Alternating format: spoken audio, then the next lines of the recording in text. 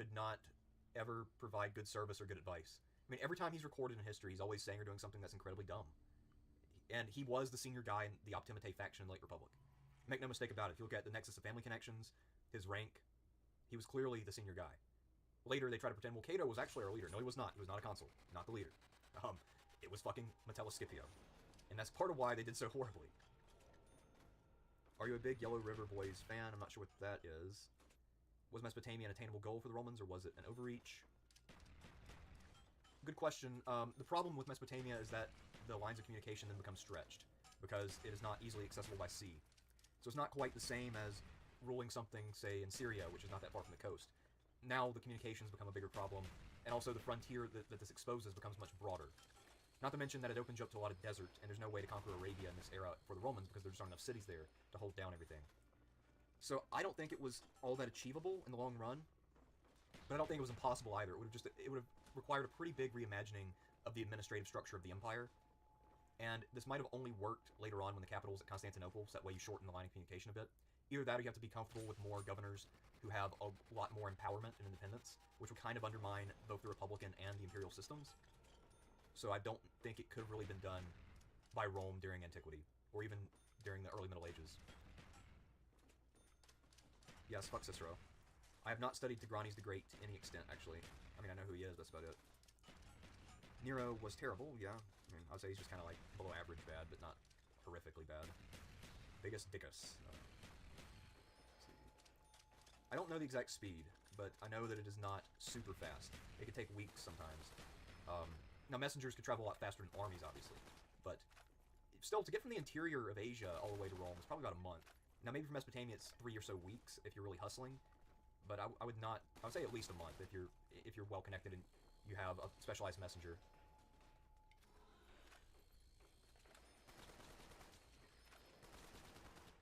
Yeah, I'm not sure what a friend of Rome would mean in that particular context. I mean, it might have been something that meant something in Carthaginian politics. Kind of like a friend of whatever special interest in American politics, right? The ancient Britons were... I'm pretty sure they were Celtic. I don't know for sure, but I've always thought they're Celtic. Why did the Greeks and Romans think that having small wieners was the ideal? They looked at themselves, they saw how big their dicks were, they looked at the barbarians, they saw how big their dicks were, they saw that their dicks were a little smaller, and they said, well, obviously that's the way to go. We're cooler than they are, so it's what everybody likes, small dicks.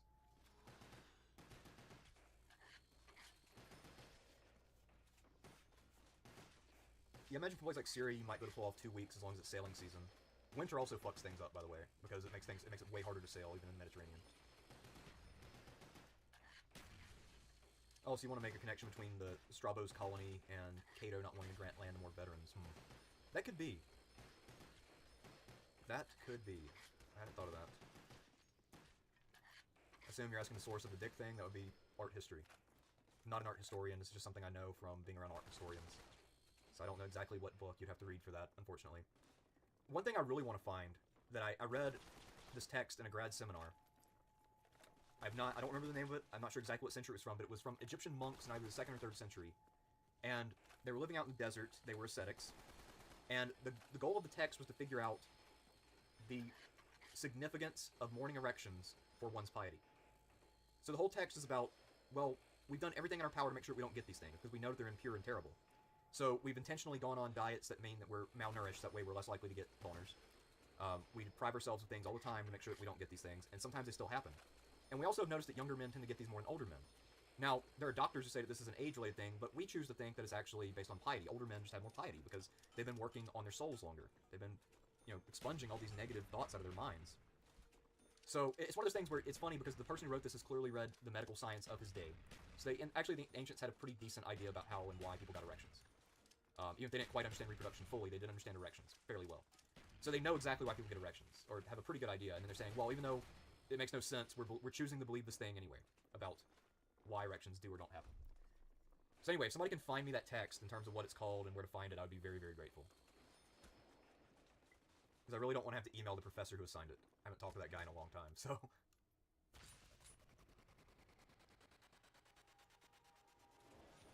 Caesar said Ariovistus was a friend of Rome and his war commentaries. I mean, I assume it might mean that he had a... I wonder if there was a diplomatic thing in terms of having an official status at Rome, in terms of having a place to stay. I don't know. I'm sure if it does have an official meaning, it probably has something to do with diplomacy. I'm more familiar with the Greek norms about that kind of stuff. Every city had a proxenos. So if you went to Athens and you were a Spartan envoy, you'd visit the Athenian proxenos, or proxenos. And that guy would not only let you stay at his house, but he would then go up to the bulle with you and introduce you. He'd say, "This is so-and-so from Sparta," and he brings a message from his people. So I imagine Ariovistus probably had something similar to that. That'd be my guess, at least. Okay, well, yeah, that's just the way to conduct diplomacy. And diplomacy in the ancient world was much more personal than what we think of as diplomacy. There aren't state departments or anything like that. It's just the big players in any given state make friends overseas, and then they interact with one another. And some of those positions are actually heritable, too. So you can actually inherit your position as the official representative of Sparta from your dad. And basically, that would be the norm unless you do something to fuck that up.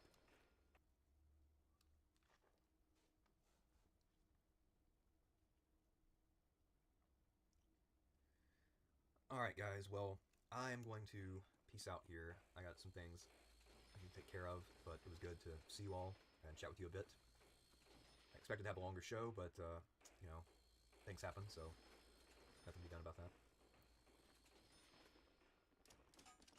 You think Byzantines would survive if the Arabs took Constantinople? Hard to say. It depends on when they would have taken it. If they took it at the low ebb of Byzantium, then it's probably curtains. I'm not a big cook, no.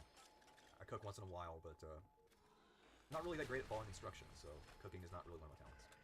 Anyway, thank you all for showing up, and I will see you all around.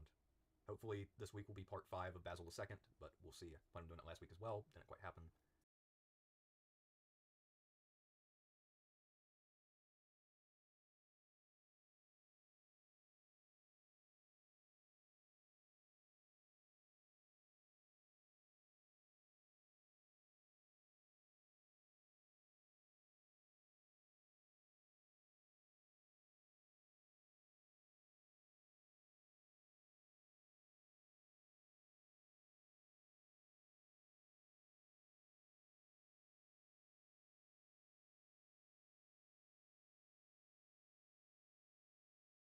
Hello, everyone. Welcome back to History After Dark. Tonight we study the career of Colonel Muammar Gaddafi, who sometimes like to be known as Brother Ruler.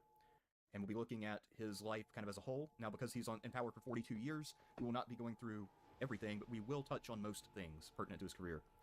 Joining me this evening are Sean Chick and Danny Chick. So, gentlemen, good evening, and welcome to the exploration of Libya's most famous, probably person, really, of all time. Hello, hello. Good evening, everybody. Hello, everyone. How y'all doing? How's everybody this evening? Had a busy day. I've been writing volume 3 of Petersburg. It's coming along real well. I've got a hell of a stinger of an ending for the book. Oh, really? Yeah. I just figured it out. And I found the perfect quote for it and everything. I'm not gonna say. I'm just gonna leave it a surprise for anybody who reads it. It's gonna be a really good ending though. Like, nice. Yeah. This one's flowing a lot easier, man. And the money was raised for the maps. Thank you, everybody. So I'm gonna get to work on. I'm gonna work on volume 3 maps. Probably wait a few weeks though. But yeah, that book should be submitted by October. Crater was submitted, so everything's moving along. I guess that means we can close this out then. Yeah, you go right ahead, man. All right. Like that was completed on the last stream, so that's the announcement. Thank you all again. Like she says, like Pharaoh says in Aliens, we're in the pipe 5x5. Sweet. So, Great things are happening. Yep. Great things are happening, yeah. All right, it's pretty rad. So I guess with Gaddafi, there's nowhere to begin but the beginning. Right. So yeah, I mean, I've got kind of what I tend to do in these streams is I'll put some notes together, and this one actually almost kind of reads like a bit of a narrative. So yeah. I think I'm just gonna start with his early life whenever y'all are ready. Oh, actually, yeah, one more thing for you, Danny. So a few nights ago, I found Champagne and Bullets, or Bullets and Champagne, whatever the title is, on Tubi, and I was watching it. But I didn't really get to pay as close attention as I wanted because I tried to pop some popcorn and my microwave caught on fire. So my whole apartment still smells like burnt popcorn 2 days later. And I only comprehended about half of that cinematic classic. Well, see, Derek, you made a big mistake there, because when you have something such powerful happening on your TV, clearly you had too much power going in the room at the same time. Like, you can't run the microwave and watch Champagne and Bullets at the same time. Yeah, I guess that's true. It's too overwhelming. And, I mean, I'm just going to say, be a little more careful next time, Yeah, I'll try, man. I didn't realize I was working with that kind of power, I didn't know that what was coming through my screen was sucking up all the electricity like that. Anything with Wings Hauser is always going to be that powerful. Just take it on faith. That's true. Yeah, well, I'll definitely get back and watch it. That one is, easily top 3 I've watched this year. It's a bad movie classic, no doubt. It seemed to rely very heavily on scenes where they're kind of hanging out talking. Oh yeah, yeah. It really is two alcoholic guys who lost their job with the police department, just trying to figure life out. And in the meantime, there's a satanic cult. Yeah, run by their former boss. Yeah, run by the former dirty cop that got them fired. What a coincidence! I was gonna say, isn't that convenient, right? Isn't that convenient? But, you know. From what I've seen, the best shit seems to be Wings Hauser, but isn't he always the best? Yeah, I mean, he's always the best in anything he is just by existing. Also, he had the right idea in that movie. He's hammered every second he's in the movie. You know what I was thinking? Didn't somebody say, in a movie, when Arnold's in a movie, he's a special effect? Well, I think the same thing is true with Wings Hauser, especially after seeing Vice Squad. Oh, yes. Oh, Vice Squad's so good. Where he plays Ramrod, the most badass pimp who ever lived. Yeah, I think I need to see more Wings Hauser movies after seeing that, because yeah, that guy does give off like WWE promo energy. He really does. That's about right. So I was gonna say, speaking of giant energy, Muammar Gaddafi. Yes. Yes. You talk about a guy who had a lot of drive. Holy shit. Yeah, no, this guy did not feel like there wasn't anything he couldn't accomplish. Except if there was something he couldn't do, then he would say, "Hey, I'm just a colonel. I can't do that." When he was dictator of Libya. Makes sense. I mean, I guess he never got that promotion. There's nobody around to give it to him, so. No, he made himself commandant of the army, and then he said, and he rose himself to the rank of colonel, and he was the absolute dictator. But he had this, but Derek, we'll get to this later. You read the Green Book. Yeah. Yeah, so you know what his governmental system he put in place. It actually doesn't include himself. Right. He's kind of like, yes, I would say the best way to describe it, just as a preview, is imagine the role that you as the player hold in like civilization. That's the role that Gaddafi played in his own government. Right, or if Caesar Augustus was dumb. It's like, I'm princeps, I'm first citizen. I really don't have an official position in this government, but I do run everything. Right. It's kind of like that, except that he, in his own political theory at least, there is no person who holds his position at all. I mean, it's just a society without a leader or really a leadership class. I mean, he's pretty explicit about that. Right. So, I guess in a way, and I know he wouldn't think of this way because he apparently was a pretty devout Muslim, but in a way, he was kind of the god of Libya. Yeah. Eventually, by the time he's speaking in front of the UN, he refers himself as the King of Kings of Africa. Yes. And apparently, a lot of people outside of Libya actually took that fairly seriously and accepted it. Yeah, right. So, like everything Gaddafi, we have to go ahead and put a little caveat on everything. A good amount of information we have on him comes directly from him, and he was without a doubt an unreliable narrator about many aspects of his life. And it actually starts with. I think like Adolf Hitler's one of our main is like our major source for his young life, so you gotta be real careful. You gotta be real careful. Yeah, I mean, so instead of me just the entire time. That Hitler's best friend wrote a memoir as well. I think published after the war, But yeah, it's okay. I got you. I've been in this territory before. I was gonna say, oh shit, I didn't know his best friend wrote a memoir. I guess that makes sense. I think it's called like My Friend Hitler. Good title. And, yeah, no, I mean it's. I looked through it many years ago. But anyways, yeah, but keep that in mind, I mean, that guy could have sold a lot more copies now if he had titled the thing Uncle H. Uncle H. Oh god. That's what Nazis call Hitler now. That's their like little code for him. Isn't what the Goebbels kids call them? The one I like is Mustache Man, and also the phrase for Nazi Germany is mid-century Germans. That's actually a pretty good euphemism. I like mid-century Germans. Mid-century. Well, they're using that because there's like the thing with algorithms review certain words. They'll be like, oh, they'll come after us, and then it becomes almost like a joke. Like Stalin becomes the other Mustache Man. Well, yeah. So that part is still stupid, but YouTube might actually move in the right direction on that because they've actually loosened restrictions on profanity recently, within the last week or two. Good. Oh, that's good. So they used to demonetize anything where you use profanity within, I think, the first minute, and now they're like, yeah, say whatever the fuck you want, I guess, in terms of profanity. Okay, good. You just said fuck. How many minutes are we in? Yeah, we're fine. It doesn't matter anymore. I could have began with the word fuck. It wouldn't have mattered. What a way to start, everybody. Yeah. All right, but yeah, just a note there about that. That's interesting that this information you're giving us is mostly from Gaddafi himself, so we gotta be real careful here. Yeah, and that's instead of me just saying that caveat repeatedly, I want everybody out there to assume that caveat with everything that's being said about anything having to do with him personally.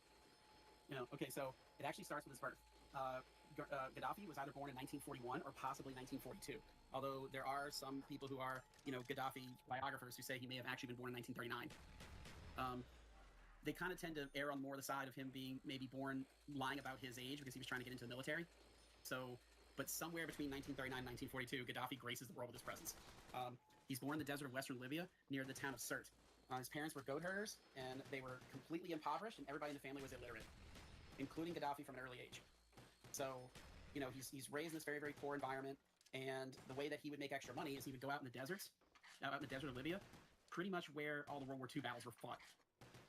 And he would scavenge for scrap metal and sell it. And that's how he made extra money for his family. And occasionally he would find little trinkets and everything. Like he would find parts of German tanks and Italian tanks, and then he would make little trinkets out of them.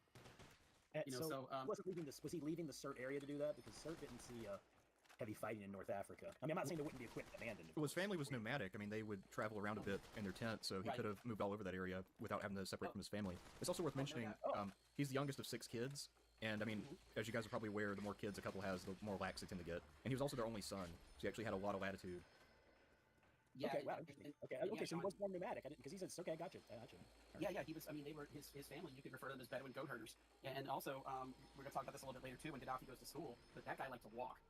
Like when he decided to go to school, he went to school like 20 miles away from where his parents had settled down, and he would walk the 20 miles at least once a week back and forth so that he could like be with his family on the weekend. And because they were so impoverished and still trying to send him to school, he slept in a local mosque. So he didn't even really have like an apartment or anything. His first bit of formal education he got, and this is just objectively kind of cool, was from a wandering priest. So it was like a wandering priest who would go from village to village, who knew how to read and write, and he would read the Quran to people. And he used the Quran to teach people how to read and write. As I said, he finally did convince his parents to let him go to school in 1954. And he actually, by all accounts, was pretty good in school, was very intelligent, considering his age and upbringing. However, he was bullied, which I also found somewhat funny. And mostly it was because he was country and he was living among a lot of the city people. And according to him, that was what they had against him, was that he was country, as opposed to being city, urban person. But he did eventually find his voice in politics. Yeah, he would become a very active student protester. And he also was a fairly skilled public speaker, so he began to rise to prominence at events. And I guess in a way, I mean, he was kind of in line with the college students in America in the sense that every time there was a major event in the world, he'd show up to these protests and give speeches. Oh, yes. He's a huge fan of Nasser of Egypt. Oh, yes. Nasser is his, as far as he's concerned, that's the most inspiring person in the world. And his idea of a singular Arab world just really enamored Gaddafi to him. And Gaddafi used to actually organize protests against the Balfour Declaration. And so he had these really strong anti-colonial views. And also, worth mentioning, when Italy occupied Libya, when he was a child, and his grandfather was murdered by the Libyans. But that's another one of those, is he telling the truth? Because if we get to this a little bit later, there's a really good chance that Gaddafi made up a daughter, that his daughter isn't real. Huh. So he may have also made up the fact that his grandfather was murdered, but he said this is the beginning of his anti-colonial views. Yeah, what I read was that he was raised on tales of Libyan heroism fighting the Italians. Oh, yeah, definitely that too. I mean, what I was reading, I don't think I really got the sense that he thought his grandfather was like a war hero, but I could see that being the case. Yeah, it's interesting you mentioned that. Just one of the things I wanted to go into is that later he's in charge of Libya. I guess I'm just gonna mention it briefly now, really, because I don't have a ton of details on it. But have you all seen Lion of the Desert? No. I know about it, but I haven't seen it. Yeah, I watched it a long time ago with Mom. She really liked it. I really liked it. The movie is it's about Omar Mukhtar, who led a rebellion revolt against the Italians, was eventually defeated by Rudolph Graziani, and it's extremely well done epic. Understandably so, the movie's going to have its extreme pro-Libyan bias. Like Omar there is played by what's his name, Anthony Quinn, of course, who was so good in Lawrence of Arabia. And right. It's a well-made movie. But you understand, like it's definitely I don't know a lot about Omar, so I don't know the degree to which it's romanticized. You know what I'm saying? Like it probably gets the overall events correct, but there may be some exaggeration there. Although I don't think it's reaching Braveheart levels from what I've read. All right. But that being said, this movie, guess what he spent on this movie, which was released in 1981. He spent $35 million on it. Wow, 81, huh? Yeah, that's a ton of money. And now it was that's a bomb. By the way, it was banned in Italy until Gaddafi visited Italy in 2009. The day of his visit, they showed it on television. I'm not surprised that he avoided going to Italy, because it seems like everything I was reading, he blamed Italy for a lot of bad things in his early life. Oh, like, yeah. Oh, go ahead. I was going to say, as far as he was concerned. No, go ahead. I was going to say, as far as he was concerned, the Italian occupation, one of the things that they didn't allow was anybody to receive higher education. So Gaddafi believed the reason his family was like uneducated and backward and that he was being bullied for it was because of the Italians. And of course, you get bullied like that, then it's no question, you get enough power, you're going to end up being a dictator like Gaddafi. It's also I see it as important. I would agree with Gaddafi on this one, because my research from this on Italy, even royal Italy, but especially fascist Italy, is that people might be like, oh, Mussolini, as far as fascist dictators go, wasn't that bad to his own people? I'm like, yeah, the terror he exported was to the colonies. The Italian actions in Libya and Ethiopia are very murderous, exploitative, and very oppressive. So Italian rule in Libya is cruel. So yeah. I'm not surprised in the least that he would do that, and he's probably right too. Yeah, and Gaddafi would maintain a grudge with Italy his whole life. Now, it's not usually very active, and Italy does have some chagrin for what they did. He also will bear a big grudge against the British for their role in shaping Libya. So Gaddafi is more anti-British and anti-American, actually. Yeah, I know. It's almost like you said, he had this grudge against Italy, but it never seems to actually affect policy that much. Well, unless it's time for him to do sanctions, because if the Italians make him mad at all, he'll be like, all right, the oil just got cut off. So he basically told them, look, I don't like you guys. I'll work with you if you're willing to play by the rules. If you piss me off at all, the oil goes shut. So, you're on no leash. A few other quick notes with the movie, just to let you know. I guess you get Anthony Quinn. You also got Oliver Reed, Rod Steiger, and John Gielgud in it. Now, none of these actors at this point are like big box office draws, but they're all known actors. They all had success. So, Gaddafi was able to get big names behind this. Omar Jarre, who did music for Dr. Zhivago and Lawrence of Arabia, did the music. And I can recommend the movie to people. I'm not saying it's like great history. In fact, I don't even know how good or bad a history it is, but I'm saying that it is a very, very well done epic. So congratulations, Mr. Gaddafi. You made one of the best history epics of the 1980s. Top 3, I'd say. Maybe even top 2. I mean, those funk albums he pays for later, I mean, might be just as good. Looking at him, I always thought he'd be more into... I thought he'd be like the Libyan equivalent of Poison or something along those lines. Yeah, looking at him. Oh, you do see? Yeah, I see you have some images pulled up from the movie. I mean, look how well filmed it is. Look how much equipment they got too. I mean, it's a very, very lavish production. But anyway, I thought that's interesting to mention that about the Italians. Yep, that grudge will eventually affect him, and he will be the only one of the Middle Eastern dictator types I know of who produced a really good movie. So there you go. So from what I could see, the earliest strange personality quirk of his to emerge is his complete fear of the ocean. Really? I mean, he was definitely afraid of the ocean. Like, he wouldn't go anywhere near it. And actually, we're gonna probably talk about this later, but when he goes to build his own river, one of the things that's cited is that, like, Libya doesn't really have a great river, so he goes to build one a little bit later. And he still was actually hoping to figure out a way to not have it connect to the ocean. Of course, the engineer told him that's impossible, but he said, is it possible to not have it connected to the ocean? I mean, unless they made it loop around like some sort of water park attraction. Right. He was hoping, like, maybe all the other smaller rivers could, like, feed into it so that he would, I don't know, maybe if he wanted to, like, I don't know, have, like, a pleasure boat on the river or something, he'd be like, oh, it's not tainted by so much horrible ocean water. Wow.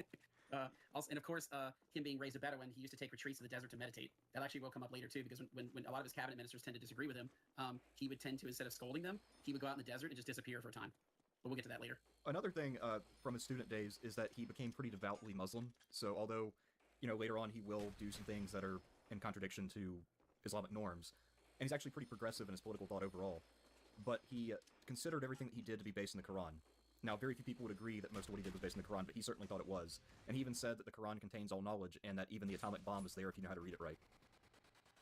That is some shit he would say. So. Yeah.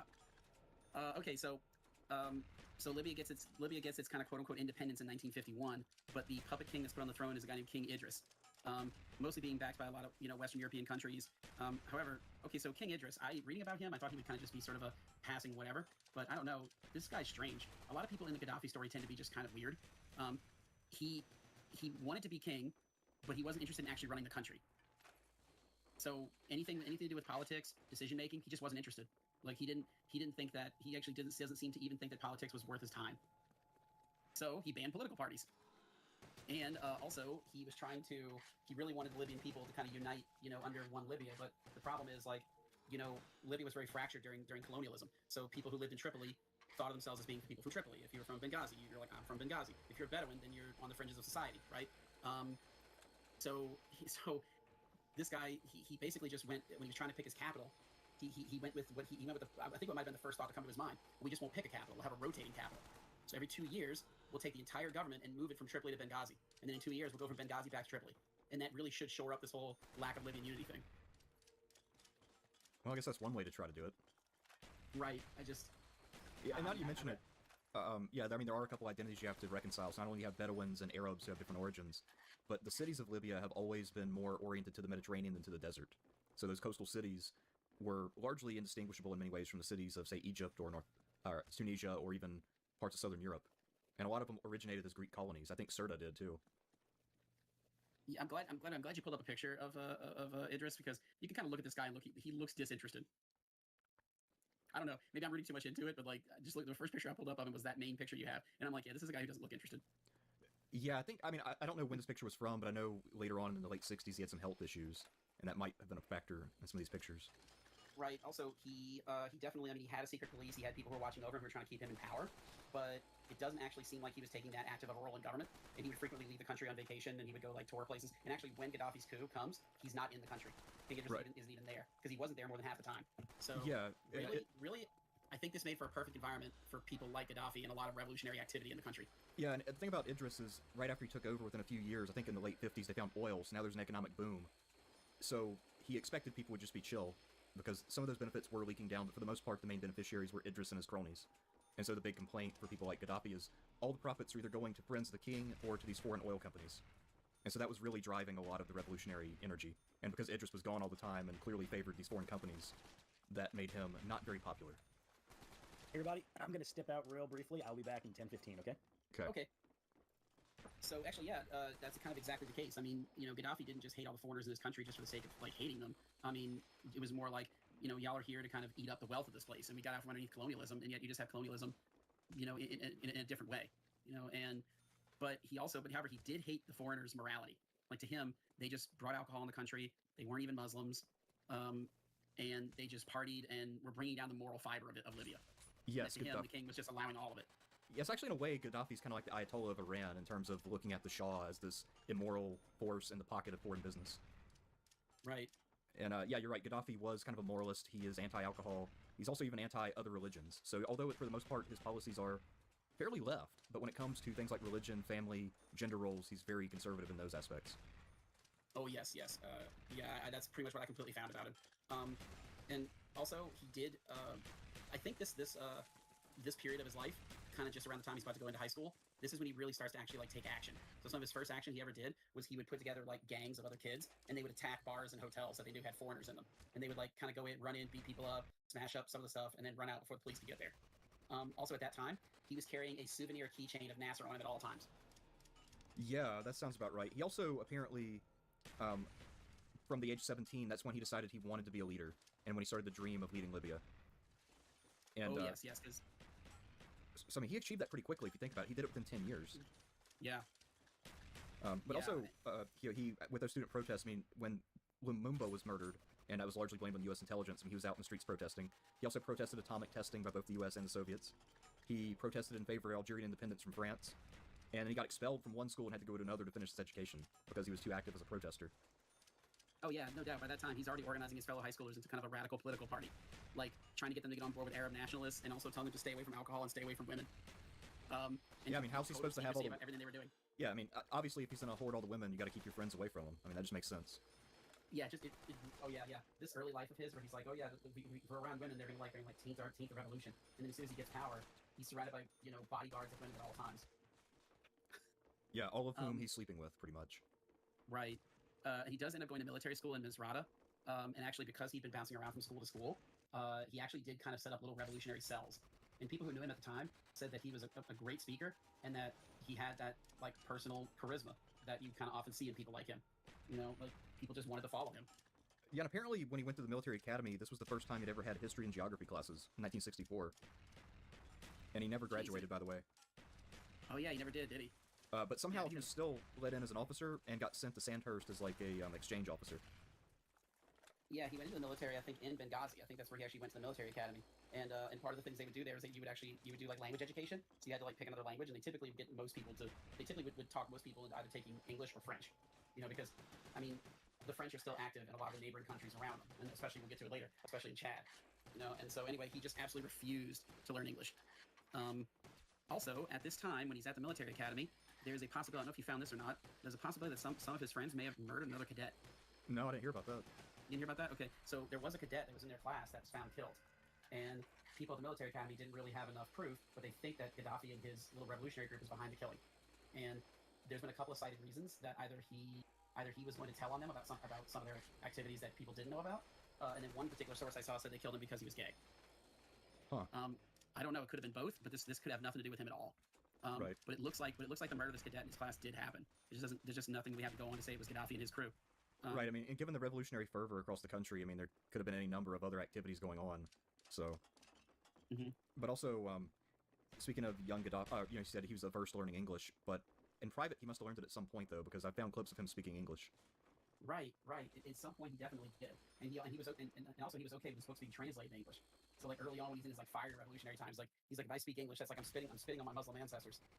And it's like then when he's running the country, he's like, man, I really should learn English. Yeah. Yeah, I mean, I guess to be fair, in some ways Gaddafi reminds me of Thomas Jefferson in terms of just hypocrisy and contradicting himself on basically everything at some point. Also, the CIA says that they actually, at this point in his career, when he's in the military academy, they actually became aware of him. And I don't know. I mean, maybe he might have been too small at the time for the CIA to take notice, but they claim that by this time they already were watching him. Yeah, I mean, however, he was a very outspoken, charismatic figure. I think the British intelligence also had him eyeballed by this point, too. And the regime secret police said they didn't, King Idris's secret police said they didn't take him very seriously, and in many cases they kind of just ignored him. They thought, and I'm kind of almost paraphrasing here, that they just thought that if he tried to make a bomb, he would just blow himself up. So they thought he was incompetent. That's funny. Yeah, they thought he was incompetent. They thought he was like silly, and they thought he had like delusions of grandeur. Well, it's funny you say that, because like if they had been monitoring him more closely, I mean, before he had a successful coup, he actually had 2 other attempts where he had all the conspirators ready to go and then called it off at the last minute. So not only was he really good at keeping secrets and getting other people to do it, but I mean, if he'd been being monitored even casually at that time, there's no fucking way he wouldn't have gotten caught. Oh yeah. That 1969 call off apparently that had to do with the fact that like, and for the life of me, I could not find out what exactly this was, but apparently there was a music concert they all wanted to go to. And the coup date they had set aside was going to conflict with them going to that concert, so they decided, well, we're going to go to the concert, we'll worry about the coup date later. Yeah, so what had happened is there was a famous Egyptian musician who was on tour, and all the government ministers were going to be at the concert, and these guys were like, well, we all respect that musician, though, and we don't want to make Libya look bad internationally by arresting our whole government that night and making this artist feel threatened, so we'll just push it back to the summer. Oh my god. So yeah, I guess he does have a sense of optics, though. I mean, you gotta hand him that. He also is somebody who does appreciate the arts, so... Right. To the point of literally endangering his own life by having a coup attempt that's called off and, gives months for people to lose their nerve and turn him in. I really wanted to find out who that artist was, so I could look up and see if some sort of music was out there, because I was just curious, okay, what music was good enough that Gaddafi was like, no, we have to call off the coup. Yeah. Like part of me was like hoping it was like Santana. Right. Or like the Beatles, their one Libya tour, Yeah. I mean, I don't think he'd like the Beatles, though, but I can think about it, because, they were into drugs and shit, so that's not really Gaddafi's thing. Yeah. Another thing, too, Gaddafi did try to get some high-ranking officers to actually join in on the coup, but many of them, when he talked to them, they just kind of laughed at him. Also, this word actually got around within the academy about this one, but did you hear about the plane that was derailed by a cow? No. God, Gaddafi's a gift that keeps on giving. So he and his friend are in the only car that they have among his little revolutionary group, and they're driving really, really fast. And this car was going to be important to the coup. And you'll kind of see that later when he actually does eventually successfully coup the government. He does it out of a Jeep. So the two of them are driving so fast, and both of them are reciting the Quran to each other in the very dramatic flare while they're trying to drive, and they hit a cow, and the car totaled. And according to them later, it wasn't Gaddafi, it was the other guy told the story later. He said the cow walked off like nothing happened. It just took the car hit like it was nothing. Wow. He said, so we were gonna coup that day, but we totaled the car, so we couldn't do that. And I was like, this really does sound like a bunch of teenagers trying to coup a government. Like, it really does. Like, well, I was gonna do it, but Dad would let me have the car. Yeah. No, I mean, I can understand why some people would have thought the guy was a clown. And I guess also, to be fair, based on what little I've been able to find in his military career, I get the impression that aside from doing the academy and going to Britain for a bit, he really didn't do anything in the army. He was just kind of there, making trouble. Yeah, pretty much. I mean, I think he and his friends really saw it as like, well, if we get into the army, this is the best way we can to overthrow the government. And that gets me to kind of the most important thing I was reading about a lot of this. I'm like, I don't get the overarching sense of why Gaddafi's even doing all of this. Like I understand the ideology, but I don't know, more so than just ideology and power. I always feel like guys like this have another reason. Like you've always heard the great debate about Lenin's brother, and that Lenin's brother was hanged by the Tsarist police. And that there's like this debate all the time about whether or not Lenin's brother's death affected him. I personally think it did, but it's kind of like his third reason, right? And with Gaddafi, I never found that. It's like he just decided one day that he thinks he should be in charge of the country, and that he's going to coup the government, and that this becomes his identity for like most of his young adult life. Like I just never found that third thing. Right. I mean, I sort of feel like, based on reading his ideology, that he had a number of ideas he thought were original, and he felt like he was a great prophet of sorts, a political prophet, and that he was destined to liberate not only Libya, but the whole Arab world. And then later he shifted his ambition to liberating the African world, although that was kind of always there. But I think he had a liberator's drive, and he saw himself in the mold of, I don't know exactly who, but I mean, Nasser comes to mind, of course, because Nasser was his hero. But I guess in that way, he's kind of like, I don't know, Mao, or someone of that nature. He did say he was inspired by a lot of Mao's work and a lot of Mao's writings. So I could definitely see that. I tell you what, some of these guys, I wonder where they get all the self-confidence from. Well, yeah, I mean, I don't know, but he clearly had a lot, to say the least. No doubt. So the coup that happens on September 1st, 1969, the successful coup, Gaddafi actually, it seems, had planned everything very, very carefully. And one of my favorite little details about it is when he sent the letters out to everybody to tell them what their part in the coup was going to be, he actually stamped the letters with red wax with a seal. So it really was like he was sending out crows in Game of Thrones or some shit. Damn. That's like Man for All Seasons at the beginning when he's got the making the seals for Henry VIII and get the message to Thomas More. That's some very regal stuff, man. Yeah, and when he did take over the government, I mean, he was operating. They had to take over both Benghazi and Tripoli at the same time without direct communication. So my favorite part is that anything with Gaddafi is always going to have some level of comedy. The coup was high comedy. They did actually take over a tank, but the tank actually caught on fire. So some of the guys had to evacuate the tank. They had to put it out with a fire extinguisher. And according to one of them, he managed to get the tank turned off and get the fuel line removed just in time for the tank not to explode. Also, the guy in his group was supposed to take over the radio station in Tripoli.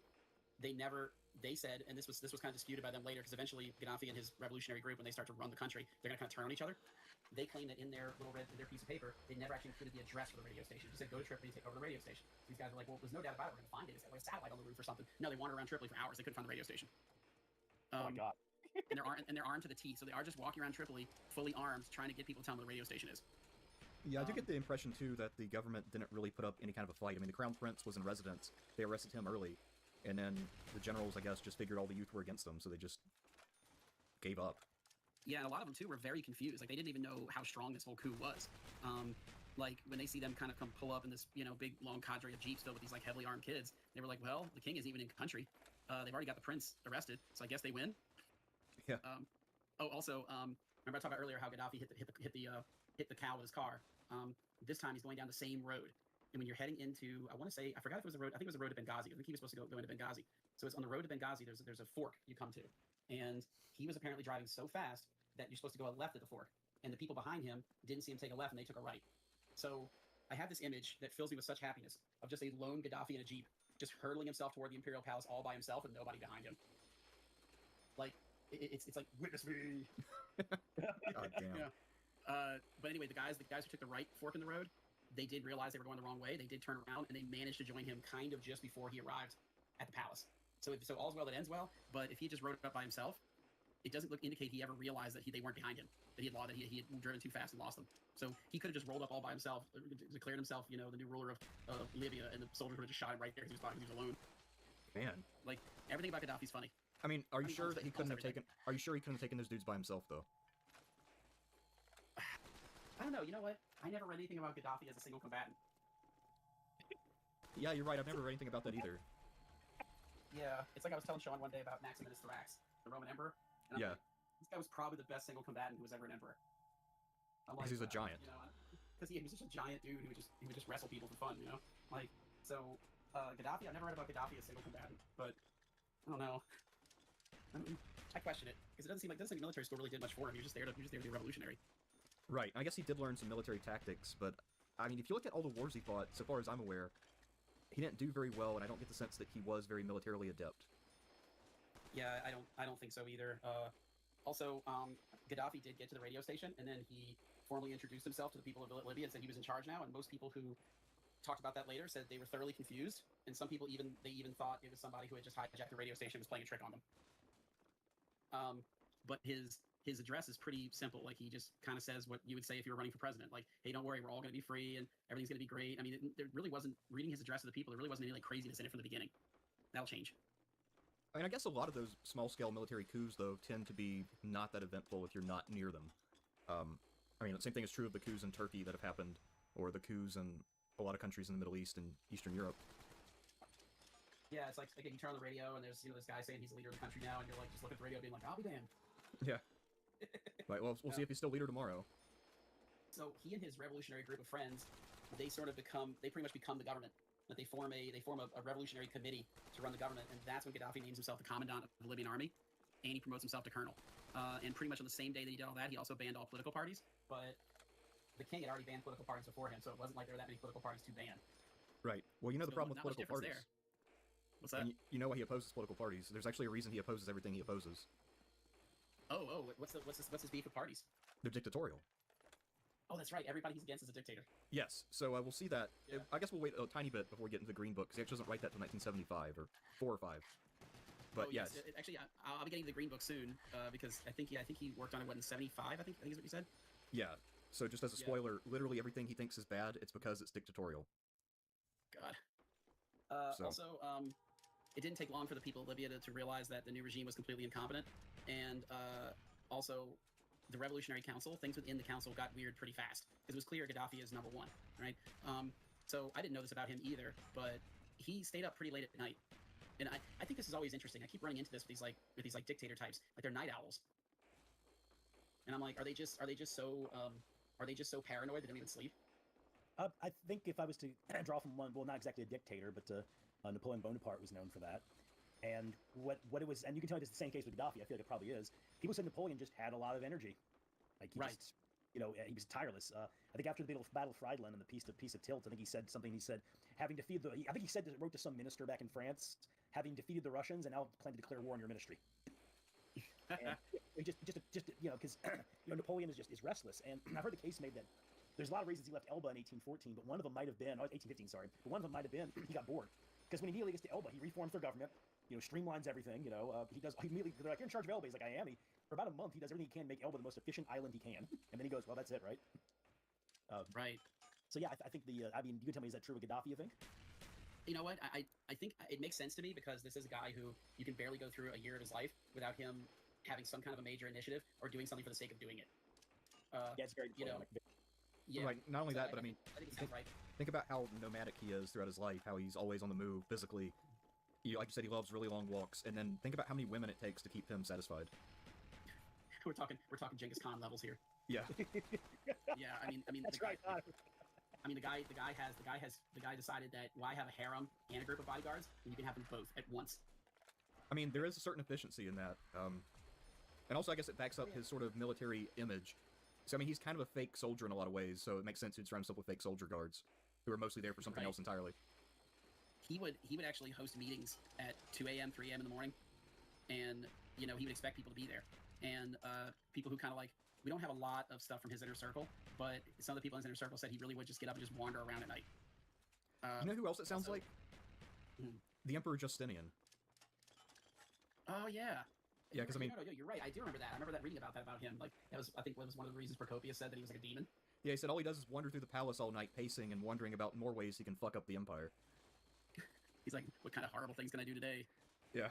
Also with the militarization thing, that reminds me about something he did at this time, is that he started to have all of his ministers dress in military uniform, and they had to carry a pistol as a sidearm at all times. Well, of course, it's Gaddafi, so it gets weird, because he goes to this big meeting one day, and one of them showed up just in regular clothes without a pistol.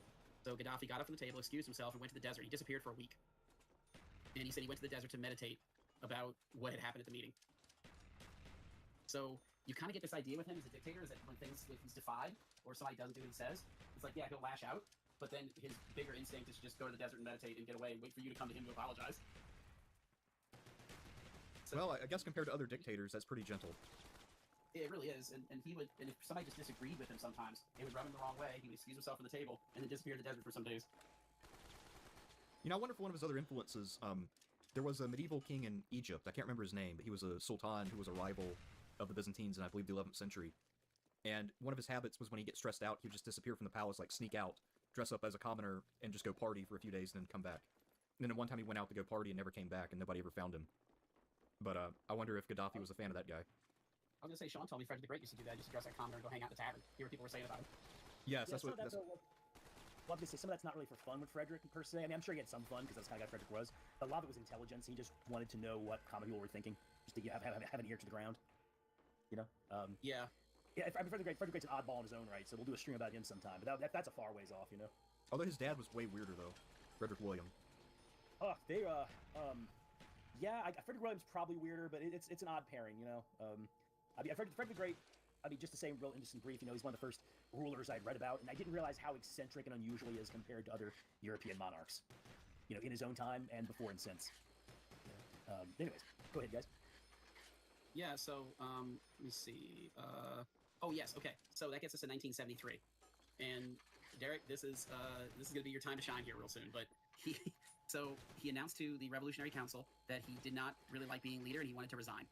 So he did that thing again where he excused himself, left, and then he came back and told them that he was announcing a new governmental initiative. He was going to make a new government, root out all counter-revolutionaries, anything bourgeois, and perverts. Oh boy. So he wanted everyone in Libya, and also he decided that he wanted a version of the American Second Amendment, and that he wanted everybody in Libya to be armed. Yeah, because that will not come back to bite him in the ass, ever. Ever. and he said, and I'm a quote, "I will drag Libya to paradise in chains." That's a hell of a line. I will drag Libya to paradise in chains. He also proclaimed that all other governmental theories were now extinct because he had now invented the third universal theory, and he had written his own book called the Green Book. Derek, how would you describe the Green Book? So the Green Book is pretty interesting, and what I have to say is, overall, the impression I get is that Gaddafi was actually an intelligent person. He's not all that smart, and what I mean by that is he clearly had the capacity to learn, and he was creative, but he did not spend a very long time studying political theory, let's put it that way. But I do see hints of it all over the place, hints of a lot of different traditions. So he's got 3 parts of the Green Book. The first is just about how every other form of government is unacceptable and non-democratic. So for instance, parliaments, they're non-democratic because democracy has to be direct. So having a parliament is dictatorial. Dictatorial. Yeah, and it's also tyrannical, by the way. Or if you have political parties, those are another form of dictatorship.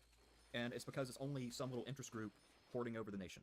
And I wondered when I was reading this whether he meant all political parties or whether he was thinking of, say, the Communist Party in the USSR. Because his analysis, you were talking about the USSR or China, actually would have worked 100%. So that part of it was actually a strong point. Say something real fast? I think my mic might be screwing up. Oh, yeah, actually, I say, can you hear me okay? Let me reset my mic. Give me a Okay, yeah, yours is definitely getting some interference. Oh, yeah, with the mic thing, I actually got a new set of headphones because I thought they'd be better, but the headphones that work the best on this thing, for whatever reason, are just cheap, like $20 headphones. Those are the only ones I've worked with that haven't given me any interference. Yeah, you're still cutting out a little bit, but it's better than it was before. Okay, well, if it does that again, I'll just go get the old cheap headphones and just use those, because for whatever reason, those work better with this mic, and I don't understand that at all, but... Because they always recommend using fancy headphones, but that has not worked for me at all, so... Right. And I mean, I guess anybody in chat can just kind of let Derek know if y'all can hear him okay, or if he needs to change his headphones. Yeah, so, anyway, with the Green Book we were talking about, so, you got that part. His class analysis, despite calling himself a socialist and having a lot of socialist policies, I don't know if he understands class literally at all.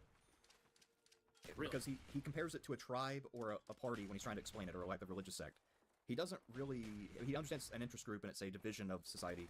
And interestingly enough, regard grew up poor, when he talks about the problem of one class becoming dictatorial, he mentions the working class being the big threat.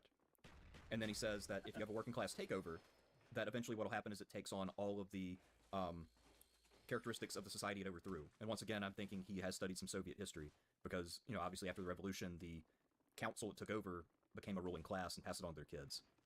So I do think he was fairly familiar with Soviet stuff.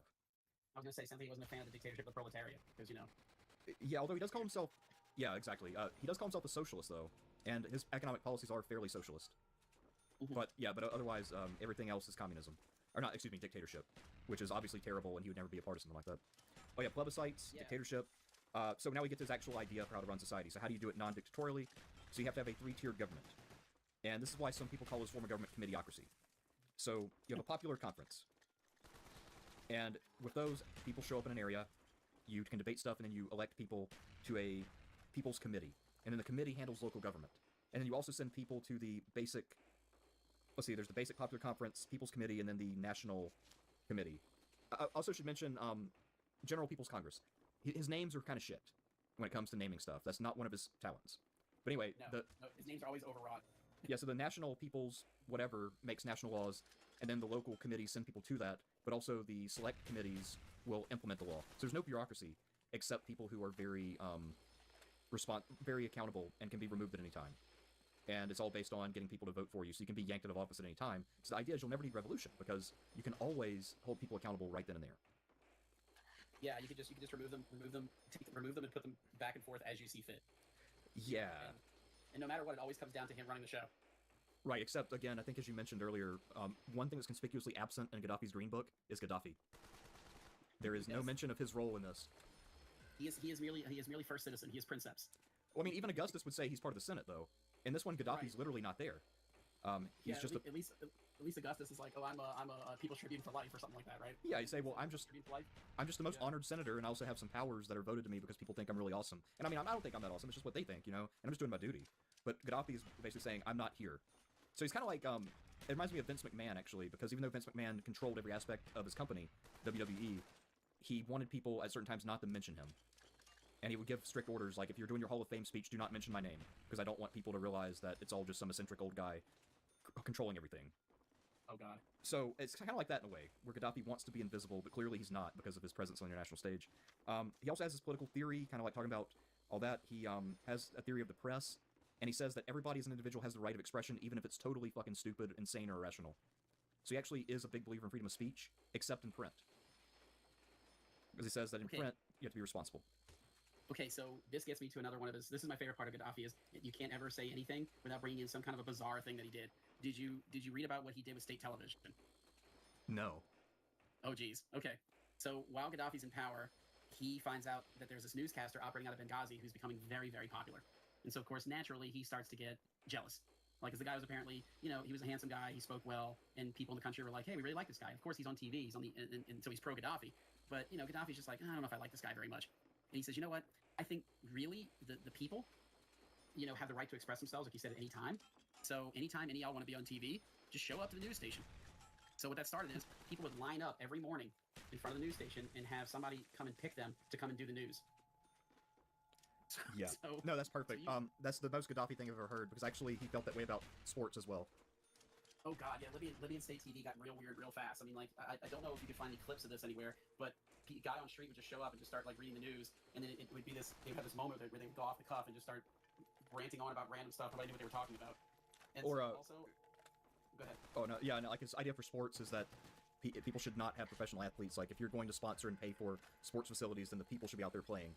So he said, look, we Bedouins are not spectators. We're active people. Get your asses out there and play sports for yourselves. Don't watch other people. It doesn't matter if you're no good at soccer. If you can kick a ball, you can play soccer. Yes. The people demand it. Right, and I guess in a fucked up way, he actually does take democracy to its extreme conclusion in a way that no one else ever has on those areas. I'm liking that. I'm liking that. Dude, you know, reminds me you said that, Danny? I'm sorry, you know, reminds me of when you said that? What was it in a dodgeball? You can dodge a hammer, you can dodge a ball. Yeah. So eventually state television got down to just one station in Libya. This took some years, but eventually one channel. And if you turned it on, you got political shows of, like, quote unquote political scientists and political figures just doing commentary on the Green Book. And apparently they would drone on for hours about, analysis of every single phrase and word in the Green Book. Yes. Also, when they weren't doing that, they would just put his speeches up, which he had tons of those too, so you could sit there and watch those for a while. There was a couple of strange incidents. So there was one case where there was an image of an army boot, and they just put it on there for hours straight, in which the camera just focused on an army boot on the floor. Dude. And how about avant-garde? And then Gaddafi had a guy go out to the desert, and he just filmed the desert from a moving car, and they didn't cut the footage. So it is just hours and hours of a guy driving around the desert in a moving car, but they kept reusing it over the years to fill airtime. So people were watching TV back then, they would just turn it on and be like, just a guy driving around just filming the desert. Yeah. So yeah, his beliefs are also rooted, if you were trying to explain him intellectually, he believes in a theory of natural law, but he also does believe religion is natural, quote unquote. So it's very hard to explain, and I don't know if he could really explain it too well. It's very vague in that sense, but he basically says government should work with nature, not against it. So I guess he would, to put it in modern parlance, he's against social engineering. So he wants to preserve traditional families, traditional religion. That being said, one thing he's adamantly in favor of is what he'd call socialism, but you could also just call it extremely regulated capitalism to some extent. So in his system, you're not free, and you're under the thumb of a dictator unless you have your own home that you own completely, and you also have your own transportation that you own completely. So you can't rent cars, you can't rent houses, and no one can own more than one house, because someone else needs that house, and ownership should always be based on need. So if you inherit a house... Go ahead. Yeah, he did just straight up ban landlords. Yeah, it's actually, like, low-key, if he were running in a modern American election right now, and that was one of his major planks, this guy would have some success. Wow. And, yeah, when it comes to income, he also says that the solution, he thinks unions are a step in the right direction, but ultimately what it's down to is workers should always control the means of production. And I don't think he uses those terms, but he tries to rephrase it in a way that doesn't really work very well. Also, land, you can own it in your lifetime, and you can pass it to an heir.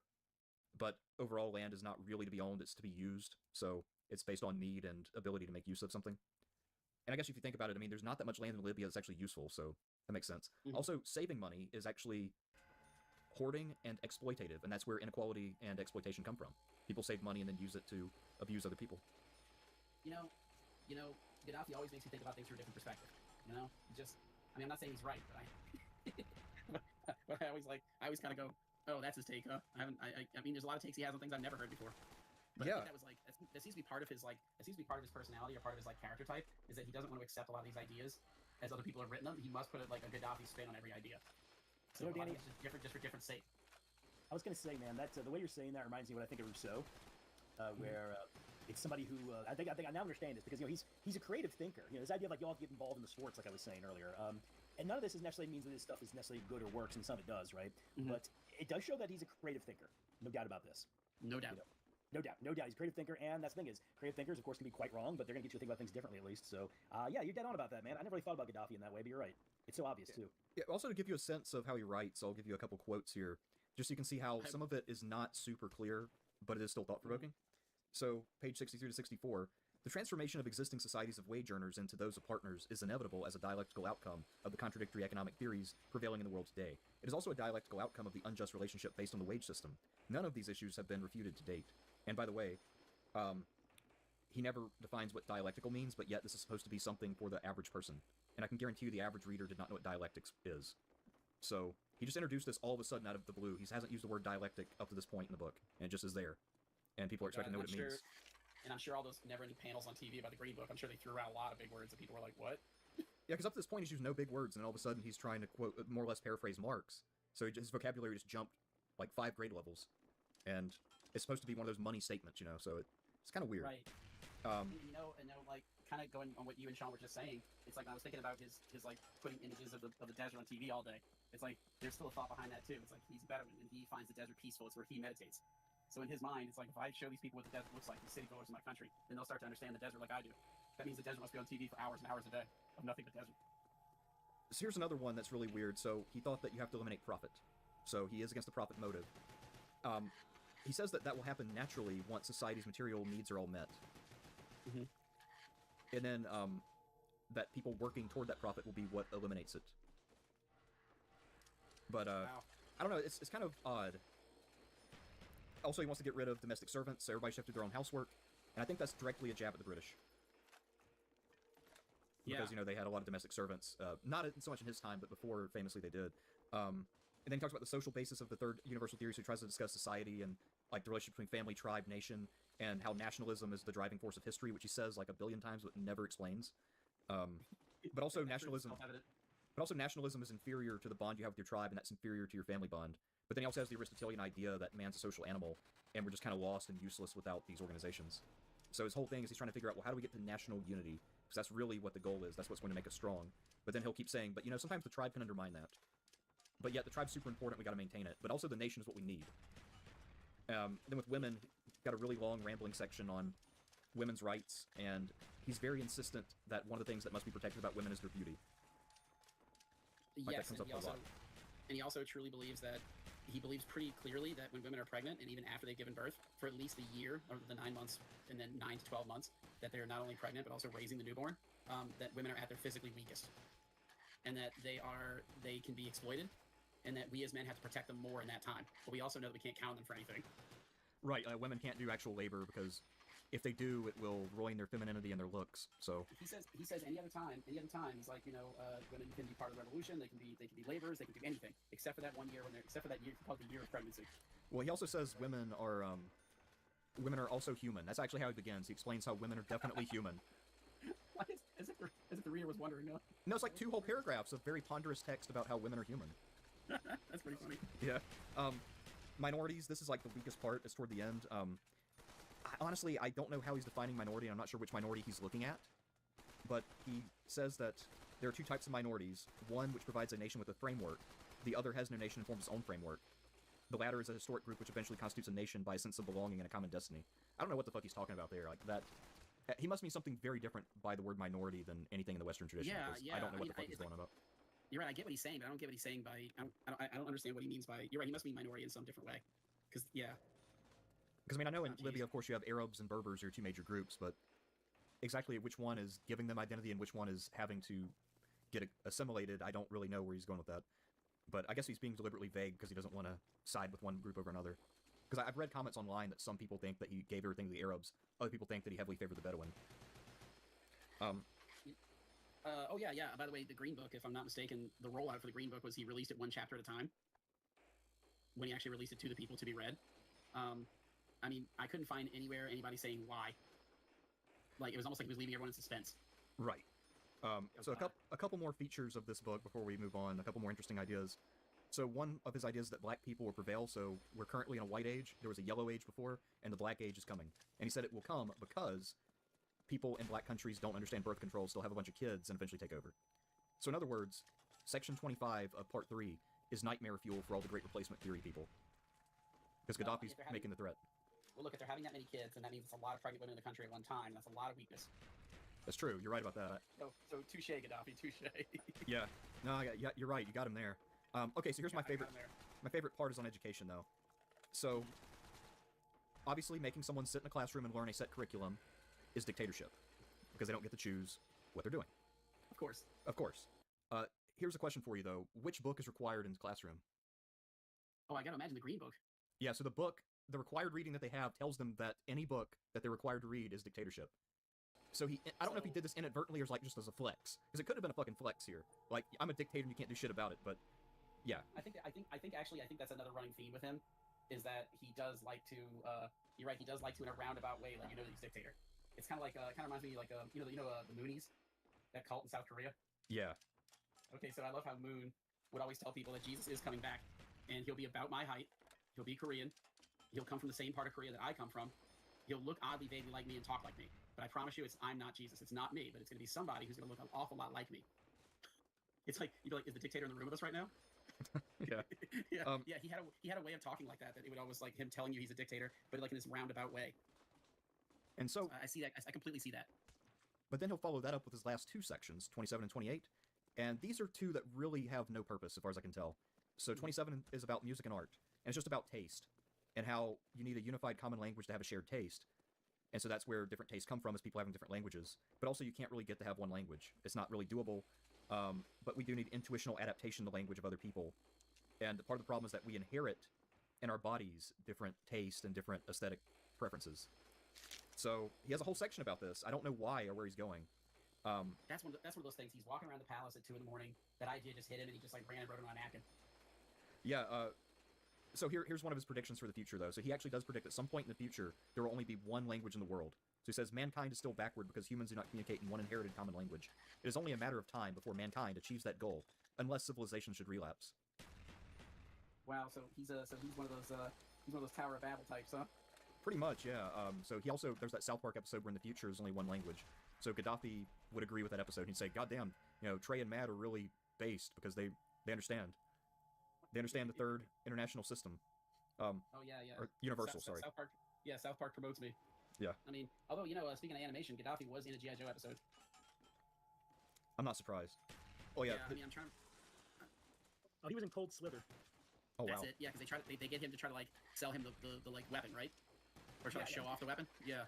Yeah, no, not the weapon. What happens is Cobra goes bankrupt, and then you see the Cobra troopers on the unemployment line, and then Gaddafi and a few other 80s, 80s American world, villains, right? They show up to try to buy the Cobra base. They're being shown around by the Crimson Twins. Oh, I thought. Okay, so I'm sorry. I thought for some reason I thought in that episode that was one of those ones that were like, they were like unveiling because they try to use the music as a new weapon, isn't that right? Or like a mind control. Oh yeah. They made the Dreadnoks into a hair metal band, and the song is right. Cold Slither, Yeah, this Cold Slither you'll be joining soon. Good stuff. So anyway, they're using that to try to, they're using the music to mind control people. And Gaddafi, he showed up before that when Cobra was going bankrupt, though, to buy their base, to buy Cobra equipment.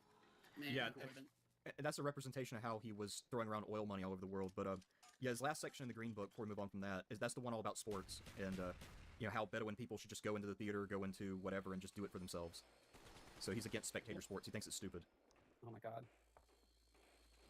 But he says this in like the most roundabout, weird, poorly worded, mixed metaphor way you can imagine, though. Oh, and you said earlier too about his theories on education.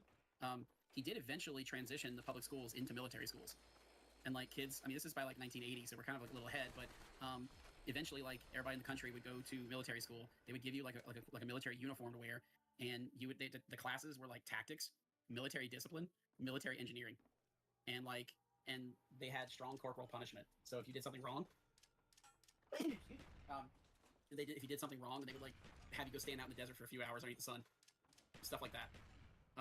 But I that got me back to the original thing and about him wanting everybody in the country to be armed. Does he mention that in the Green Book? No. No. Okay, interesting. No.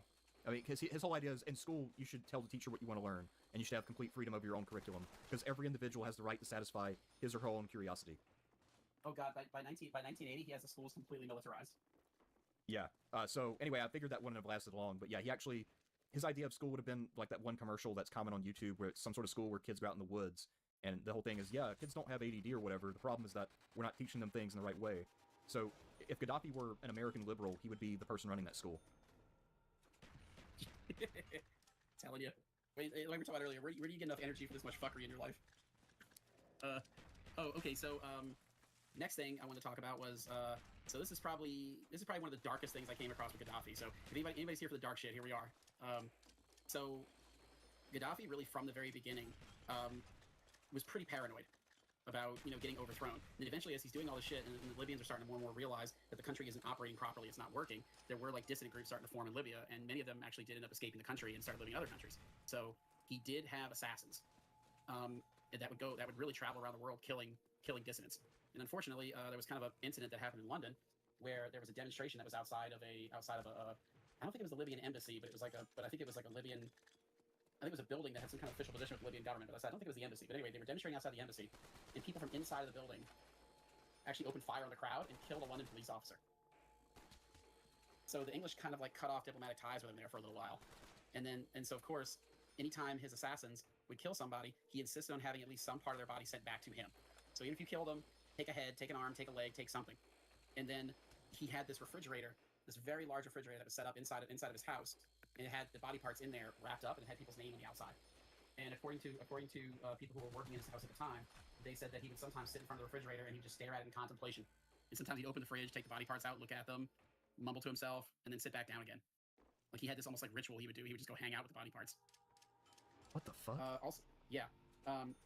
Also, he had a room that was actually this room was finally discovered after his death. And actually, you probably should be able to Google it and pull this thing up. But he had a rape room. So he would go to local schools, and if he saw a girl that he liked, he would go up, talk to her, and he would pat her on the head. And that was a signal to his men that this is the one I want. So they would kidnap her, bring her back to the house, and if it turned out that she was a virgin or even maybe only mildly sexually experienced, they had a whole lot of porn that they would show her, and they would say, hey, this is what the colonel wants from you, so watch this, almost like it was an instructional video. Here's what he wants you to do. And I mean, when I was reading about that in the body parts, I was like, what is going on here? Because at this point, it's like, yeah, he's a goofball, right? But this is the darker side of him that we know about. But this isn't the darker stuff like this doesn't really start to define him. I think he's more defined by the goofy stuff. Yeah. Am I right for saying that? I think so. I mean, because I think everybody knew about this kind of stuff, but it doesn't really stick in the mind the same way when it comes to Gaddafi for some reason. And I think I have to go back to the thing you said in the beginning too. A lot of things that are said about him personally may not be true at all. So the body parts thing might be kind of made up. And I guess you all remember Idi Amin was kind of accused of doing the same thing, but he was also accused of like eating people, right? I don't know. It's interesting. The body parts one may be a complete fabrication, possibly, right? The rape room they found, and there's a lot of witnesses for that one. And plus, of course, as we're gonna get later to his like his bodyguards, which I believe you. I'm sorry, I've been clicking over. I think you had a picture of them pulled up at one point too. Yeah. Yeah. Yeah. I mean, so I guess the assumption always is, because what we know about Islamic history in the Islamic world, we have this expectation that every ruler will have a harem. And so I guess a lot of people just thought that this was a normal harem and that he wasn't doing this thing at schools. And so people just thought, well, this is just what they do. Right, and it's also possible the school thing might also be made up. Well, there's actually an identical story about Saddam's son. One of Saddam's sons liked to go to the local middle school and pick out girls. Oh, Uday Hussein? Is that the one they're talking about? Yeah, the oldest one who apparently was totally incompetent. Oh, jeez. Yeah, so I bring these up as like the darker side of him because let's say that these things are true, then this is definitely the darker side of him. But if neither one of these things are true, the rape room could just be where he was having all the sex that Gaddafi's gonna have. I think with this one we don't really know.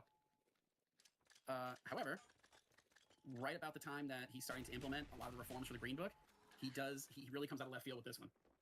He wanted as many camels in the general vicinity of where he was living shot dead. He said because he no longer felt camels belonged in modern society. What? Yeah. What the fuck?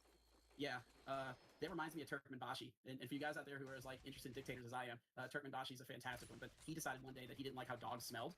So every single dog that was I forgot the name of the capital of Turkmenistan. I forget the name of the capital. Slipping my mind right now. But he ordered every dog in the capital killed because he didn't want to smell dogs anymore.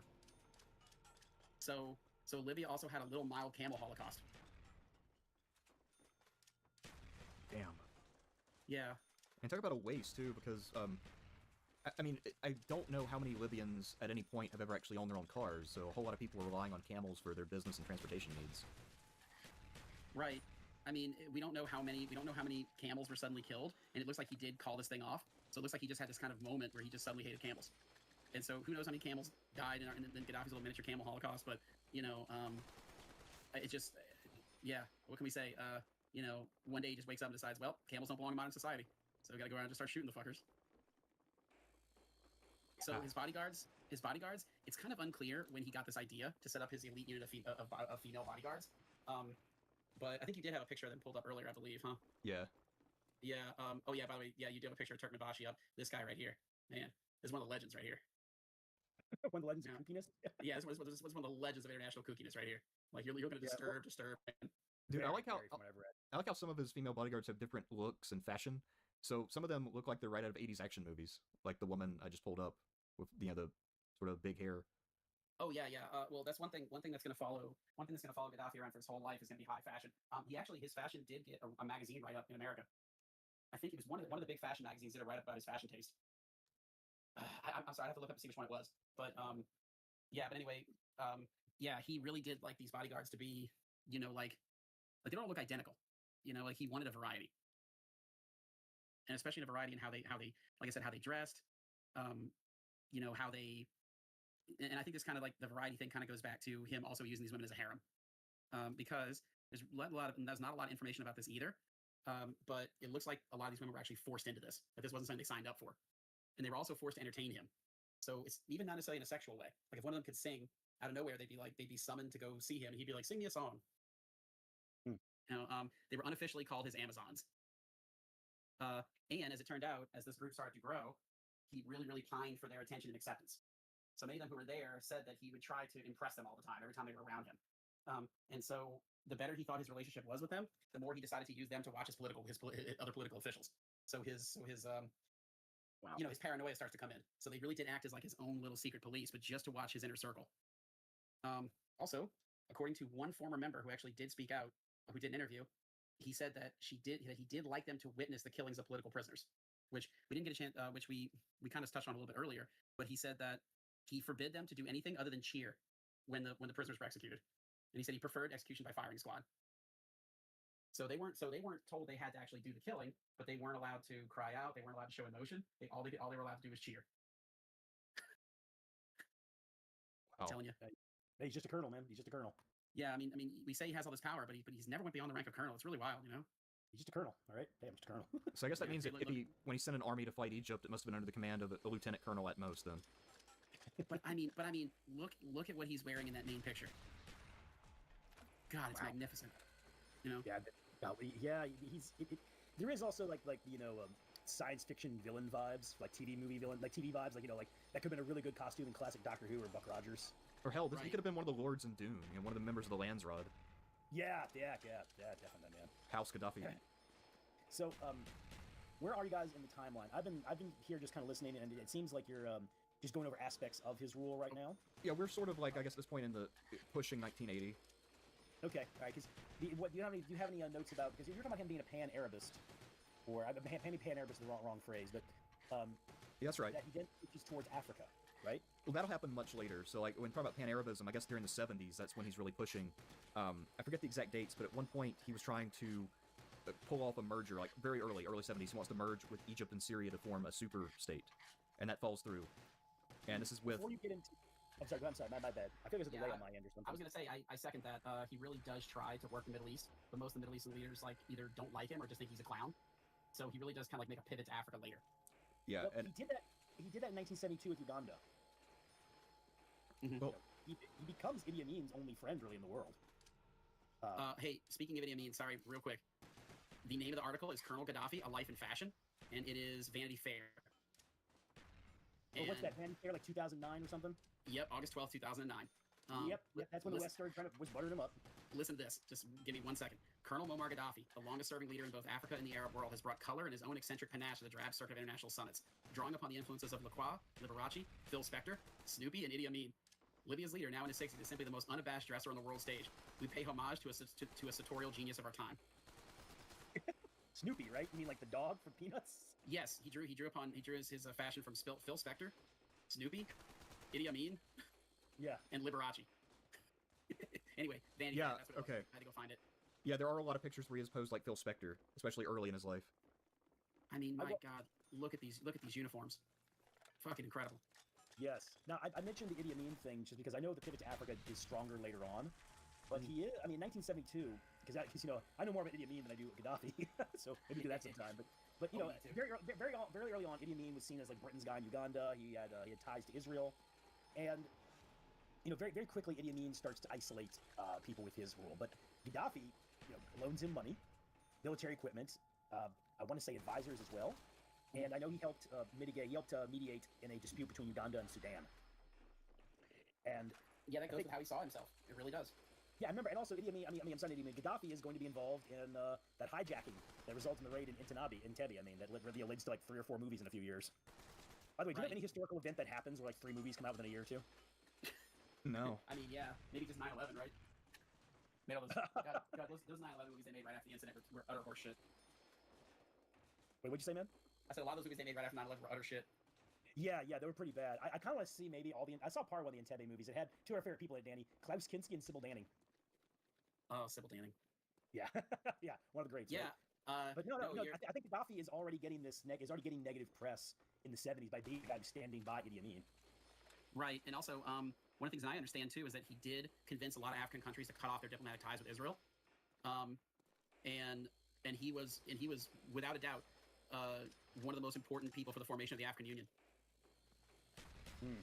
Yeah, I mean that was something he pushed for big time. Also, he loved to support those terrorist groups like you were talking about, but he didn't seem to. This actually kind of goes back to I think something Derek. I don't know what you said earlier, Derek, but he doesn't seem like he has this. He doesn't seem like he has this kind of an ideological consistency over who he actually supports. So he ends up supporting the PLO, the IRA, the Basque separatists in Spain.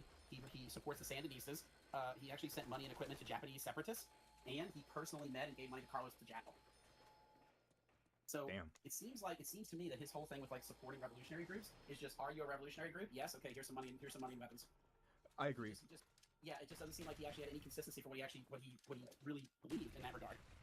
Yeah, I get that impression. I think the hatred of Britain, though, is definitely one that's going through all those. I just want to say. Right. Uganda nationalized. You know, Idi Amin turns against Britain, nationalizes British holdings in Uganda. IRA. I mean, come on, right? So I think like one thing that's consistent there is there's a lot of anti-British sentiment. A lot of the stuff you named off. You're right. I actually didn't think about that. Yeah. That and Gaddafi, you know, not only is he giving money to revolutionaries around the world a lot of times, but he also is never the puppet of any other regime because he's always the mover and shaker. Like, let's make a super state. So the thing falls through with Egypt and Syria. So immediately he goes to Tunisia and tries to set something up while also having a border war with Egypt. I love that. It's like anytime he's in good with a country, he's always doing something stupid that's making that country go, or should we be in league with this guy? Like I mean, we'll get to what happens in Chad a little bit later, but he completely botched the situation in Chad. Yeah, one war I haven't read much about, but it happened in 1977, is that after the failure of the Pan-Arab thing, you know, Nasser dies, and of course he and Nasser were pretty close because, of course, he went to Nasser like a fanboy when they got to meet, and then Nasser dies a year later. Remember, Nasser keychain. Yeah, so Nasser's succeeded by al-Sadat, and al-Sadat is not a Pan-Arabist, and so he actually tells Gaddafi, yeah, that shit's stupid. I don't believe in that for a second. And so they become bitter enemies, and that's actually the cause of the wars because they hate each other. Also, didn't Gaddafi? God, when did this happen? Shit, now I'm starting to get trying to remember what this happened. But didn't Gaddafi at one point claim to be responsible for the assassination of Sadat? And then he was asked about it, and he said, "Oh yeah, he's been agent of the Nazis since 1948." I wouldn't be surprised if he made that claim, because I know he fucking hated Sadat. Yeah, and the person tried to ask him not necessarily about the assassination of Sadat, but at the same time, like, wait, what do you mean he was an agent of the Nazis since 1948? Right. So yeah, it's he is one of those people who believes that Hitler did live into the 50s. Wow. Yeah. No, yeah, apparently, you know, maybe the reason why he militarized schools in 1980, like you mentioned earlier, is because the 1977 war against Sadat, it wasn't a large conflict, but it was an embarrassment for Libya. They got their asses kicked. So we're actually at a point now where we're starting to go into the 80s, and this is where the Reagan administration starts heavily sanctioning Libya and starts bombing the country. Now, did you say earlier you looked into some things about the bombings? Yeah, so I did some looking at myself. I'm curious what you found. So I would like to contextualize this with the internal troubles he's having in the mid-'80s. So, I mean, as you mentioned, Reagan is much more hawkish than most presidents before him. That being said, every president since Nixon who was in office when he took over has been hostile. They've all agreed that he's a loose cannon. And actually, the U.S. was more hawkish against Gaddafi than the British, even though he was going after the British much more heavily. By the way, the British lost about $100 million in investment when he took over the oil industry in Libya, whereas the U.S. lost pocket change, but Nixon was still, like, ready to go to war almost. Anyway, we get to Reagan, and Reagan effectively says that all the groups he's giving money to are terrorist, because in the eyes of the U.S. and UK, any liberation movement, especially for the UK, any liberation anti-imperialist movement is more or less communist and terroristic. Gaddafi does not see it that way, because Gaddafi is not a big fan of the USSR. Now, he'll work with them if he wants to, but he's not actually... He doesn't want to be in Moscow's orbit. But, of course, in the Cold War, people tend to see things black and white. So he's going to love that Russian equipment he gets. Yeah, so, I mean, he will work with them to get some stuff, including the MiG-25 Foxbat, by the way. And that he actually is the only foreign country to receive the MiG-25 interceptor. I'll pull that up real fast. So this was a top-of-the-line aircraft when he got it. Oh, that one was real fast. It had a lot of... Now, the MiG-25 had a lot of problems. There were a lot of problems with the aircraft itself. Like, in other words, in order to achieve the top speed, the engines usually would go... Well, not go out in mid-flight necessarily, what I'm saying, but, like, you had to change the engines out constantly to achieve those kind of speeds. I mention that because I just found something fun with the MiG-25. So, a Russian pilot took one of those to Japan, and we examined it, and we saw all the problems with some of the Soviet equipment. You know, but understand, the Soviets are going for quantity, not quality, especially at that point when it comes to aircraft. But a fun thing about this fear of the Soviet superjet, of course, would be in 80s movies like Firefox with Clint Eastwood, and then Top Gun with Tom Cruise, of course, you know? Yeah. And, Top Gun gives off a vibe of like, they're fighting Libyans, aren't they, or something? Right. Yeah, I think one of them even has. Yeah, I think one of them even has like a green streak on the back of their plane. Yeah. Yeah. The MiG-25 was one of these aircraft that really scared the West until they got a chance to look at it. You know, although it could achieve some amazing speeds, and of course it's also an interceptor, so it's meant to, debatably, it's meant more to catch bombers than anything else. Right, or even ICBMs potentially. So yeah, with the MiG-25, this was one of the latest and greatest aircraft, and it's also a deterrent because by this point the U.S. had started to move into the "we'll express our anger by bombing the shit out of you" phase. And so having these around made that a little riskier. So this was a way to deter Reagan. And it kind of did work for a while, actually. Okay, so while that's going on, we're in the mid-'80s now, and 1984 and 5 are when Gaddafi comes close to dying multiple times. So 1984 and 85, we have... I can't recall a lot of the details, but the point is there are a number of plots against him. And he nearly dies a couple times in these plots. So these plots are pretty serious. There are at least 3 of them, and a couple of them were in the army. So... he's becoming more paranoid, and he's also blaming a lot of this on the West. And he knows it's no secret that guys like Reagan want to see him gone.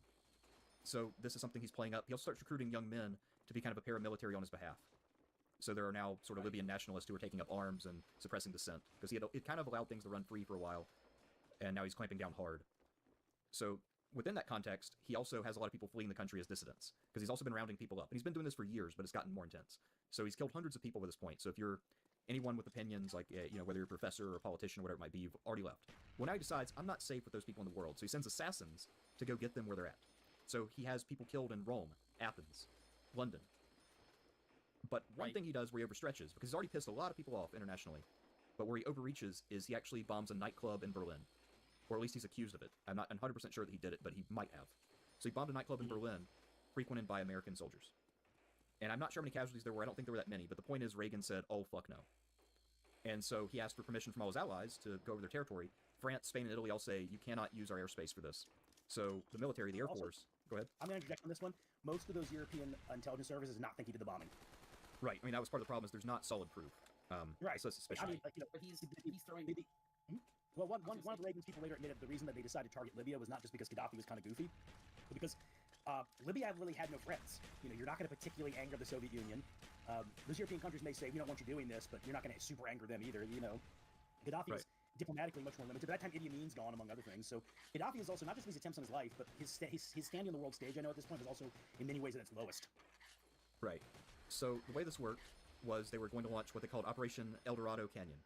And it was supposed to be a joint Air Force and Navy operation. They've also had a little bit of skirmishing between the Navy and the Mediterranean, the Sixth Fleet, and Libya. So things were pretty tense. And so the plan was for F-111 Aardvark stationed in Britain to fly out, circle around via the Atlantic, come through the Straits of Gibraltar, hit Libya, and then fly all the way back to England. And so that was a massive undertaking. This is the longest combat flight of, I guess, fighters or attack planes in American history. And it required 16 aerial refuelings to get these planes from England and back again by this very indirect route. So, wow, your tax dollars at work. Yeah, so that was the main strike package, but then the warm-up was provided by the Navy. So the Tripoli strike was by mostly the Air Force, the Benghazi strike is mostly the Navy. And you've already noticed, those of you who are observant, there are really just 2 cities in Libya. So those are the 2 places you hit. So, Right. the first strike against, I believe it was Tripoli, the Navy does its job, so the F-7, I'll pull that up real fast, F-7 Corsair comes in, and these are kind of doing the Wild Weasel mission, so these knock out most of the radars, and then after that, the Aardvarks come in. The Aardvarks will massively underperform in this campaign, by the way. So, the first few ones get chased off by SAMs. SAMs don't hit them, but they chase them off. Then one comes in and has, like, mechanical problems and can't launch weapons. And then a 4th one gets shot down. So one of these gets shot down, both crew members are killed, and then they eventually do drop some bombs, but they don't really hit very well. And actually, one of the buildings they damaged by accident was a French embassy. And later on, the pilots say, well, we would have done a lot better if we could have rested. But remember, they're on this long-ass flight. So these guys are tired, and they didn't take out all the air defenses.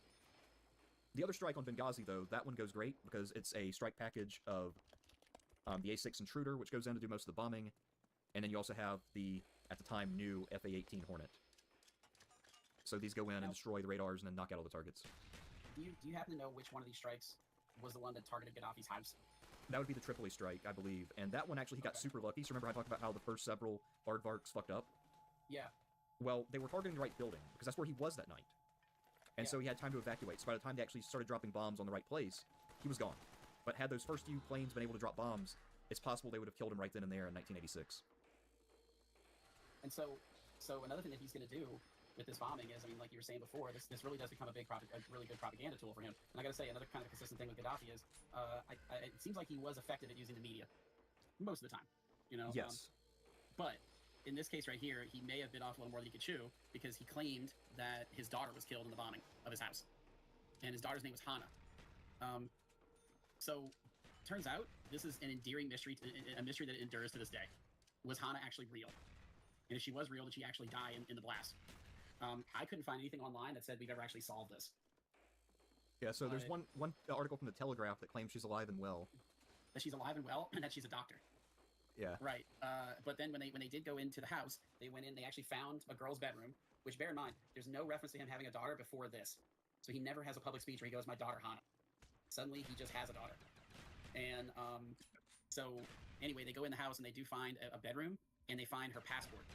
But her passport information isn't the same as what as Gaddafi claims a different birthday than what actually is listed on the passport. So it's I thought it was kind of funny. I ran across this one write up about it, where this guy said this was Gaddafi telling a lie, and then he spent the rest of his life trying to make that lie real. Wow. Like with fake passports and fake bedrooms and everything, that Hana almost became real to him. Yeah, or you know, that's so funny. You know, some first thoughts I had was that Hana might have just been visiting. She died there, and he's like, well, she was like a daughter to me. Yeah. So, okay, well, she's my daughter now, but no, it sounds like he just made up something and then had to keep going with it. That's interesting. Yeah, I mean, but as somebody pointed out in the chat, though, I mean, he had to have a lot of kids. Oh, yeah. And actually, I'll tell you this, we can only speculate on that. Like, this is someone who, a lot of this stuff in his personal life, like, a lot of it is kind of unclear. I mean, the fact that the daughter Hana just kind of, like, just sort of pops up, and now we suddenly can't even verify whether this person is dead or alive. You know, it's just, I mean, once again, I talk about Gaddafi being entertaining. I mean, God, if you're one of these people who just likes, who just likes mystery, I mean, try to find out if Gaddafi's daughter Hana is real. Right. So yeah, the operation by Reagan, I mean, obviously Gaddafi got some international cred as a freedom fighter for this, and he also got to push the narrative he's being persecuted, Western aggression, etc. Reagan also wins here because he bombed the crap out of a country and got to play tough. So both sides kind of get what they wanted. And also, although the F-111s underperformed, the Navy did really well. So this was another flex to the Soviets because they defeated the Libyans using Soviet equipment. Nice. So both leaders actually win here. And of course, I've got to do another weird interjection for you, because that's what I'm here for tonight, right? So when he's having this newfound, like, I guess you could say he's like a newfound media darling, talking about how it's like him against the world, right? He decided that he was going to try to milk the PR for all it was worth. Well, he had another one of those like camel ideas. Remember earlier he was like, one day he decided the camel should die. Yeah. Well, he one day decided the prisoners should be free. So he started to get upset that people in Libya were in prison. Because everybody goes back to that thing being dictatorial, right? It's like, well, you don't have a free will of being free. You're stuck in this prison. I mean, my government put you there, but still, I can give you your freedom. I'm Colonel Gaddafi. I can do whatever I want. So he made this. So he's just a colonel, though. He made this big PR spectacle that he was going to run a bulldozer to the wall of the prison. And I think there's actually not only video of this. I think there's also plenty of pictures, because he really made a big deal out of it. He rams the bulldozer to the side of the prison wall, and the idea was when he did that, the wall was going to come crumbling down, all the prisoners would come running out, and it was going to be like one of his great PR moments. And instead, when he rammed the wall didn't fall. So he put the bulldozer in reverse. This is Gaddafi steering the bulldozer, by the way. Gaddafi puts the bulldozer in reverse, goes to the wall again. But this time when he hit the wall, it came down, but he ruptured a sewer pipe. So shit shoots out of the wall. All over him and all over the crowd. And then once it after it ruptured, it all starts pouring out in the streets. The street became a river of shit. all the prisoners start pouring out of the prison, running down the street down a river of shit. And all the dignitaries he had there, like, were trying as hard as they could not to walk in all the shit. So they were just staying up in the stands. And then Gaddafi's like waving his arms around, like, you know, I made them free. I broke down the wall. Oh god. God, talk about a fucking disaster. Oh my god. Yeah, I think there are pictures of him in the bulldozer wall. Oh no, hold on. I could have sworn there was a video of this. Okay, I have to go find this myself because I don't think any of these pictures